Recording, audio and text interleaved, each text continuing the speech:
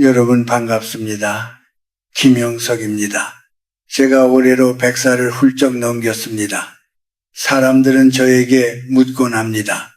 교수님, 어떻게 하면 그렇게 오래도록 정신을 맑게 유지하며 평온하게 살 수 있습니까? 그럴 때마다 저는 빙긋이 웃으며 대답합니다. 어제를 버리고 오늘을 살기 때문입니다. 특히 인생의 두 번째 산을 넘기 시작하는 환갑, 즉 60세에 접어든 분들에게 제가 꼭 드리고 싶은 말씀이 있습니다. 만약 여러분이 50대, 60대가 되어서도 여전히 과거의 그림자 속에서 살고 있다면 미안하지만 여러분의 남은 생은 결코 행복할 수 없을 것입니다. 저는 100년이 넘는 세월을 살면서 수많은 사람의 뒷모습을 보았습니다. 어떤 이는 나이가 들수록 향기가 나고 어떤 이는 나이가 들수록 고집과 해한만 남습니다. 그 결정적인 차이가 어디서 오는지 아십니까? 바로 과거를 대하는 태도에 있습니다. 60세는 우리 인생에서 아주 묘한 시기입니다. 한국 사회에서 60이란 숫자는 한 바퀴를 돌아 다시 시작한다는 회갑의 의미를 가집니다. 즉 과거의 짐을 다 내려놓고 새로운 생을 시작해야 하는 시점이라는 뜻입니다. 그런데 많은 이들이 이 귀한 시간에 과거라는 무거운 짐을 다시 짊어지고 길을 떠나려 합니다. 제가 젊었을 때 함께 공부했던 친구들을 떠올려 봅니다. 그 중에는 아주 화려한 경력을 가졌던 친구도 있고 큰 부를 쌓았던 친구도 있었습니다. 하지만 60세가 넘어서도 입만 열면 내가 왕년에 말이야, 그때 그 시절에는 내가 이랬는데 라며 과거의 훈장을 꺼내드는 친구들은 이상하게도 빨리 늙더군요. 육체만 늙는 것이 아니라 정신이 먼저 시들어버립니다. 왜 그럴까요? 과거에 매달린다는 것은 현재의 나를 부정하는 것과 같기 때문입니다. 지금의 내가 초라하게 느껴지니까 자꾸만 화려했던 어제의 나를 불러와서 빈자리를 채우려 하는 것입니다. 그것은 영혼을 갉아먹는 일입니다. 과거는 두 가지 얼굴을 가지고 우리를 유혹합니다. 하나는 화려한 영광이고 하나는 아픈 상처입니다. 화려했던 기억은 우리를 교만하게 만들고 아픈 상처는 우리를 피해 의식 속에 가둬버립니다. 특히 우리 한국인들은 정情이 많고 한층이 깊은 민족이라 그런지 옛날에 누군가에게 서운했던 일, 자식 뒷바라지 하느라 고생했던 일들을 가슴에 꽁꽁 묶어두고 살아갑니다. 하지만 여러분 기억하십시오. 과거의 고통을 되새김질하는 것은 썩은 음식을 다시 꺼내 먹는 것과 같습니다. 그것이 과연 여러분의 영혼에 어떤 영양가가 있겠습니까? 제가 살아보니 인생은 60세부터 75세까지가 가장 황금기였습니다. 신체적으로는 조금 쇠약해질지 몰라도 정신적으로는 가장 성숙하고 지혜로운 시기입니다. 이 황금 같은 시간을 과거라는 감옥에서 보내기에는 너무나 아깝지 않습니까? 60세가 넘어서도 과거를 생각하는 것을 절대 금지해야 하는 이유는 명확합니다. 과거는 이미 지나가 버린 에너지입니다. 생명력이 없습니다. 죽은 나무에 물을 준다고 해서 꽃이 피지 않듯이 죽어버린 과거에 마음을 쏟는다고 해서 현재의 삶이 나아지지는 않습니다. 오히려 과거에 집착할수록 주변 사람들은 여러분 곁을 떠나갈 것입니다. 자식들도 손주들도 옛날 이야기만 반복하는 어르신보다는 오늘을 즐겁게 살고 내일을 이야기하는 할아버지, 할머니를 보고 싶어 합니다. 내가 너희를 어떻게 키웠는데 라는 말 한마디가 여러분과 자식 사이를 가로막는 거대한 장벽이 된다는 사실을 잊지 마십시오. 그것은 사랑이 아니라 과거의 보상 심리일 뿐입니다. 이제 60세가 된 여러분, 신발끈을 다시 묶으십시오. 그리고 뒤를 돌아보는 대신 발밑을 보십시오.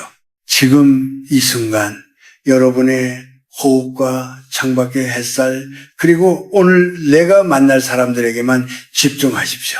인생의 후반전은 과거의 기록으로 경기를 치르는 것이 아닙니다. 지금 이 순간 내가 어떤 마음으로 그라운드에 서 있느냐가 승부를 결정짓습니다. 제가 오늘 이 자리에서 여러분의 과거를 깨끗이 지워드리고자 합니다. 그것이 여러분이 진정으로 평안해지는 첫걸음이기 때문입니다. 여러분, 우리는 왜 그토록 지나간 시간에 집착하는 것일까요? 제가 100년을 살며 깨달은 사실은 인간의 뇌와 마음은 본능적으로 익숙한 고통을 불안한 미래보다 편안하게 여긴다는 점입니다.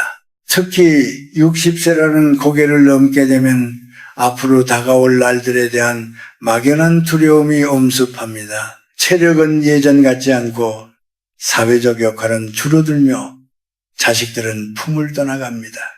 이때 사람들은 무의식적으로 가장 안전했던 곳, 즉 과거라는 동굴 속으로 숨어버립니다. 하지만 명심하십시오. 그 동굴은 안식처가 아니라 여러분의 생명력을 갉아먹는 덫입니다. 과거를 회상하는 행위가 왜 독이 되는지 구체적으로 말씀드리고 싶습니다. 첫 번째 이유는 에너지의 고갈입니다. 우리 인간에게 주어진 정신적 에너지는 한계가 있습니다. 동양 철학적 관점에서 보면 사람에게는 매일 쓸 수 있는 기가 정해져 있습니다. 그런데 60세 이후에 소중한 에너지를 이미 끝난 경기의 비디오를 돌려보는데 다 써버린다면 오늘을 살아갈 힘은 어디서 구하겠습니까? 과거를 후회하거나 그리워하는데 에너지를 쏟는 사람은 오늘 피어난 꽃의 아름다움을 볼 눈이 멀게 됩니다. 영혼의 눈이 과거를 향해 있으니 발밑에 돌부리에 걸려 넘어지는 것입니다. 두 번째는 억겹의 굴레입니다. 한국인들의 정서 속에는 한이라는 것이 깊이 박혀 있습니다. 내가 그때 그 사람만 안 만났어도, 그때 그 사업만 안 망했어도 하는 마음들 말입니다. 여러분, 이것이 바로 영혼을 갉아먹는 독성 기운입니다. 불교나 유교적 전통이 깊은 우리 문화에서 인과응보를 말하곤 하지만 진짜 무서운 업보는 외부에서 오는 것이 아니라 내 마음이 과거의 원한을 놓지 못해 스스로를 괴롭히는 것입니다. 60세가 되어서도 누군가를 미워하고 과거의 억울함을 곱씹는 것은 스스로 독약을 마시면서 상대방이 죽기를 바라는 것과 같습니다. 그 독은 오직 여러분의 몸과 마음만을 상하게 할 뿐입니다. 또한 과거에 대한 집착은 자아의 고착화를 불러옵니다.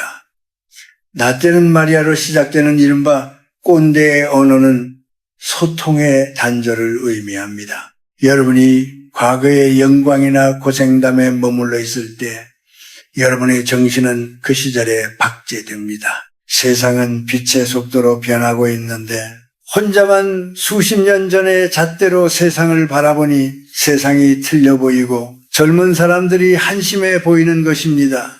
이것은 지혜가 아니라 노탐라우탐일 뿐입니다. 진정한 어른의 지혜는 과거의 경험을 현재의 상황에 맞게 변용할 줄 아는 유연함에서 나옵니다. 하지만 과거에 갇힌 사람은 유연함을 잃고 딱딱하게 굳어버립니다. 나무도 딱딱하게 굳으면 작은 바람에도 부러지는 법입니다. 제가 아는 한 친구의 이야기를 들려드리고 싶습니다. 그는 젊은 시절 고위공직자로 대단한 권세를 누렸습니다. 하지만 퇴직 후 20년이 지나도록 그는 여전히 국장 시절의 대우를 받길 원했습니다. 만나는 사람마다 옛날 인맥을 자랑하고 현재의 소소한 일상에는 눈길조차 주지 않았지요. 결국 그는 주변에 아무도 남지 않은 채 가장 고독한 노년을 보냈습니다. 반면 평범한 교사로 은퇴했지만 오늘 배운 스마트폰 기능이 참 신기하다며 아이처럼 웃던 다른 친구는 90세가 넘어서도 주변에 젊은 친구들이 넘쳐났습니다. 누구의 삶이 더 풍요롭습니까? 여러분, 60세 이후의 삶은 비우는 삶이어야 합니다. 채우는 것은 젊은이들의 몫입니다. 우리는 이미 충분히 경험했고 충분히 겪었습니다. 이제는 그 경험들을 나의 정체성으로 삼지 말고 그저 지나가는 구름처럼 바라보아야 합니다. 과거의 나도 내가 아니고 미래의 나도 내가 아닙니다. 오직 지금 이 순간 숨 쉬고 있는 나만이 실제합니다. 과거의 기억이 여러분을 부를 때마다 이렇게 속삭이십시오. 고맙지만 나는 이제 너와 상관없는 사람이다. 과거라는 독을 해독하지 못하면 여러분은 남은 30년, 40년의 세월을 창살 없는 감옥에서 살게 될 것입니다. 그 감옥의 문고리는 안쪽에 달려 있습니다. 오직 여러분만이 그 문을 열고 나올 수 있습니다. 60세는 그 문을 열기에 가장 완벽하고도 마지막인 기회입니다. 이 기회를 놓치지 마십시오. 과거와 결별하는 순간 여러분의 영혼은 비로소 자유롭게 춤추기 시작할 것입니다. 여러분, 60세라는 나이는 참으로 묘한 지점입니다. 겉으로는 평온해 보일지 몰라도 그 속을 들여다보면은 누구나 가슴 한구석에 멍울진 상처 하나쯤은 품고 살아가기 마련입니다. 평생 자식들을 위해 헌신했지만은 정작 돌아오는 것은 소외감일 때가 있고 믿었던 사람에게 배신당한 기억이 문득 떠올라 밤잠을 설치기도 합니다. 혹은 젊은 날의 가난과 고생이 뼈에 사무쳐 이제 좀 살만해졌음에도 여전히 마음의 허기를 채우지 못하는 분들도 계실 겁니다. 우리는 이것을 인생의 그림자라고 부릅니다. 제가 오랫동안 살며 관찰해보니 많은 분이 이 그림자를 애써 외면하거나 혹은 그 속에 완전히 파묻혀 지내더군요. 특히 한국의 부모님들은 참는 것이 미덕이라 배우며 살아왔기에 속으로 토마 터진 상처를 치유하지 못한 채 나이만 먹는 경우가 많습니다. 내가 참고 살면은 집안이 평화롭겠지 하며 억눌렀던 감정들이 60세가 넘어 사회적 역할이 줄어들자 비로소 고개를 들고 여러분을 괴롭히기 시작하는 것입니다. 이때 느끼는 고독은 단순히 혼자 있는 외로움이 아니라 내 인생은 도대체 무엇이었나 하는 근원적인 허무함입니다. 하지만 여러분, 제가 한 가지 분명히 말씀드리고 싶은 것이 있습니다. 지금 여러분이 느끼는 그 고독과 상처는 여러분이 잘못 살았기 때문에 온 것이 아닙니다. 그것은 인생이라는 먼 길을 걸어오며 옷에 묻은 먼지와 같습니다. 먼 길을 왔는데 어떻게 옷이 깨끗할 수 있겠습니까? 문제는 그 먼지를 털어내지 않고 평생 입고 있으려 하는 고집에 있습니다. 이제는 그 무거운 외투를 벗어 던질 때가 되었습니다. 우선 누군가에게 무시당하거나 소외되었던 기억에서 자유로워지십시오. 나이가 들면 대접받고 싶은 욕구가 커지기 마련입니다. 그런데 자식이나 사회가 예전만큼 나를 예우해주지 않으면 큰 상처를 받지요. 이때 우리는 과거에 잘 나갔던 나를 소환해 현재의 초라함을 보상받으려 합니다. 그러나 그것은 해결책이 아닙니다. 진정한 어른의 품격은 남이 나를 어떻게 보느냐가 아니라 내가 나를 어떻게 대하느냐에서 나옵니다. 남들이 나를 노인이라 부르든 뒷방 늙은이라 여기든 내 스스로가 내 영혼을 귀하게 여기면 그만입니다. 타인의 시선이라는 과거의 굴레에서 벗어날 때 비로소 진짜 평안이 찾아옵니다. 또한 가난과 결핍에 대한 기억도 이제는 놓아주어야 합니다. 우리 세대는 보릿고개를 겪으며 성실함 하나로 나라를 일구었습니다. 그 과정에서 생긴 아끼고 비축해야 한다는 강박이 60세가 넘어서도 발목을 잡는 경우가 많습니다. 돈이 있어도 쓰지 못하고 물건을 버리지 못하며 여전히 결핍의 에너지 속에 사는 분들을 보면은 참으로 안타깝습니다. 여러분, 이제 여러분의 영혼은 풍요로워질 권리가 있습니다. 물질에 대한 집착은 과거의 가난이 준 트라우마일 뿐입니다. 이제는 나를 위해 좋은 음식을 대접하고 나를 위해 아름다운 풍경을 보여주십시오. 그것은 사치가 아니라 지난 세월 고생한 나의 영혼에 대한 최소한의 예의입니다. 마지막으로 용서에 대해 이야기하고 싶습니다. 나에게 상처 준 사람, 나를 아프게 했던 기억들을 용서하십시오. 용서는 상대방이 예뻐서 하는 것이 아닙니다. 내 마음속에 들어앉아 나를 괴롭히는 그 사람의 그림자를 쫓아내기 위해 하는 것입니다. 60세가 넘어서도 마음속에 누군가를 미워하는 방을 만들어 두지 마십시오. 그 방을 비워야 비로소 평화라는 손님이 찾아올 수 있습니다. 그때는 그럴 수밖에 없었겠지.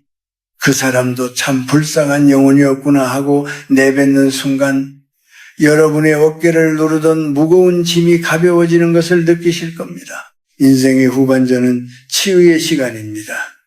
과거의 상처를 훈장처럼 달고 다니지 마십시오. 그것은 그저 지나간 바람일 뿐입니다. 오늘 여러분의 마음밭에 어떤 꽃을 심을지만 생각하십시오. 상처난 자리에 지혜의 꽃이 피어날 때 여러분의 노년은 그 어떤 청춘보다 눈부시게 빛날 것입니다. 고독을 두려워하지 마십시오. 고독은 오직 여러분 자신과 깊이 대화할 수 있는 가장 신성한 시간입니다. 그 시간 속에서 과거의 나를 안아주고 이제는 편히 쉬라고 말해 주십시오.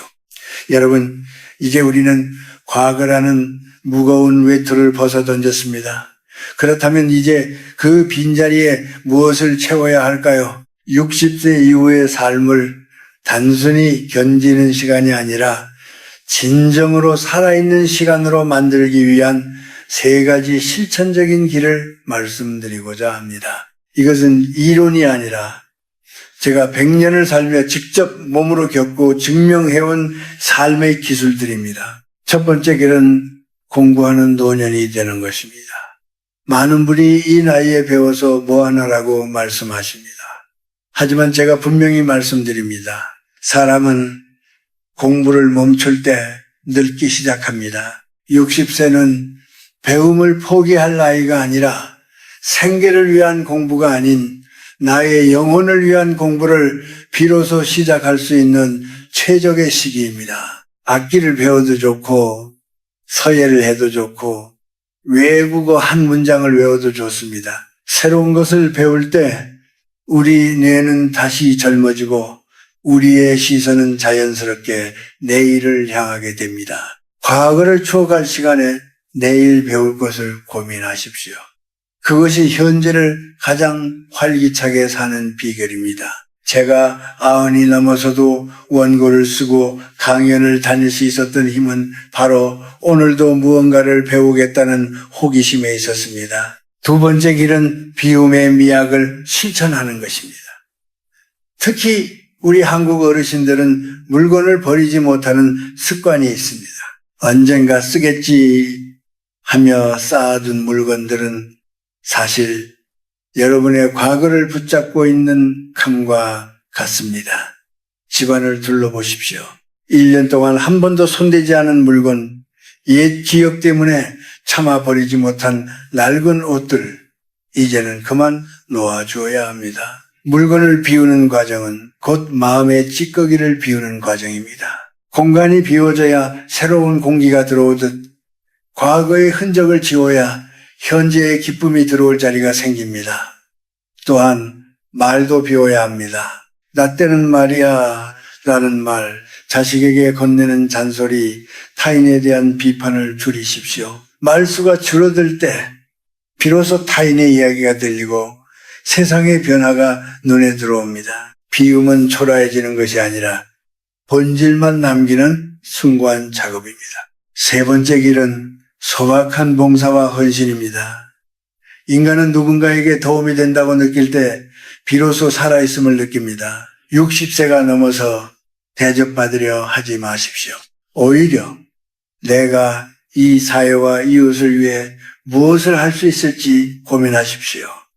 거창한 것이 아니어도 좋습니다. 길가에 떨어진 쓰레기를 줍는 일, 이웃에게 따뜻한 미소를 건네는 일, 젊은이들에게 묵묵히 응원을 보내는 일이면 충분합니다. 누군가를 위해 나의 시간과 에너지를 쓸 때 우리는 과거의 상처나 결핍을 잊게 됩니다. 받는 기쁨보다 주는 기쁨이 노년을 지탱하는 가장 큰 영양분입니다. 대접받으려는 권위의식을 버리고 먼저 손을 내미는 어른이 될 때 여러분은 진정한 존경과 평안을 동시에 얻게 될 것입니다. 마지막으로 모욕과 상처에 대처하는 자세에 대해 조언하고 싶습니다. 살다 보면은 나보다 어린 사람에게 무시당하거나 속상한 말을 들을 때가 반드시 있습니다. 그때 화를 내거나 과거의 지위를 내세우며 싸우지 마십시오. 허허, 그럴 수도 있지 하고 웃어넘길 수 있는 여유, 그것이 60세가 가진 최고의 무기입니다. 누군가 나를 공격할 때 그것을 맞받아치는 것은 내 수준을 상대방의 낮은 수준으로 떨어뜨리는 일입니다. 그저 흐르는 물처럼 흘려보내십시오. 여러분, 60세 이후의 삶은 더 많이 가지는 삶이 아니라 더 깊어지는 삶이어야 합니다. 매일 아침 눈을 뜰 때마다 스스로에게 물으십시오. 오늘 나는 무엇을 배울 것인가? 무엇을 비울 것인가? 그리고 누구에게 따뜻한 마음을 전할 것인가? 이 세 가지만 실천한다면 여러분은 과거라는 감옥에서 완전히 벗어나 현재라는 찬란한 축제 속으로 걸어 들어가게 될 것입니다.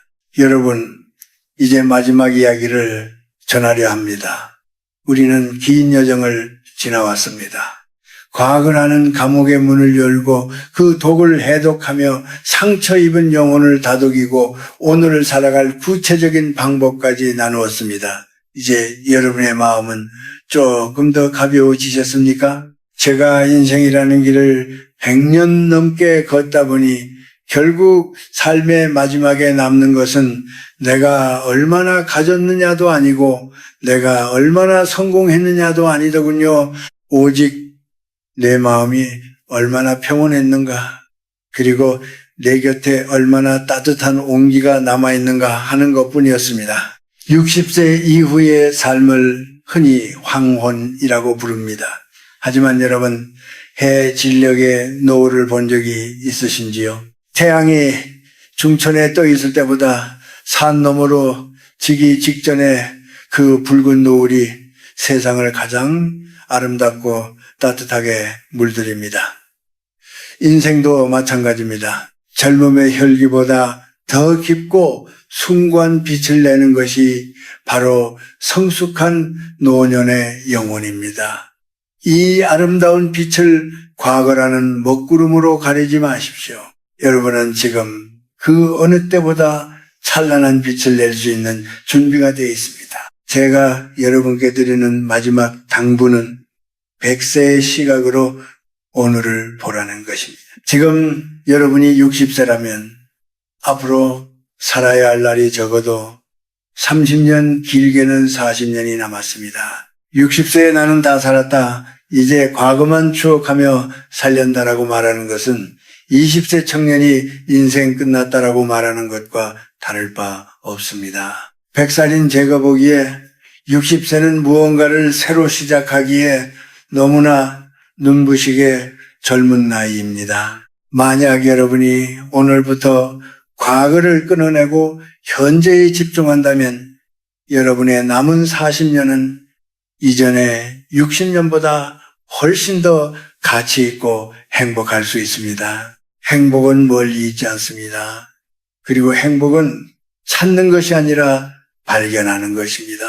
아침에 일어나 마시는 차 한 잔의 온기, 창가로 스며드는 햇살의 부드러움, 길가의 빈이름, 모를 풀꽃의 강인함, 이런 사소한 현재의 조각들을 사랑하십시오.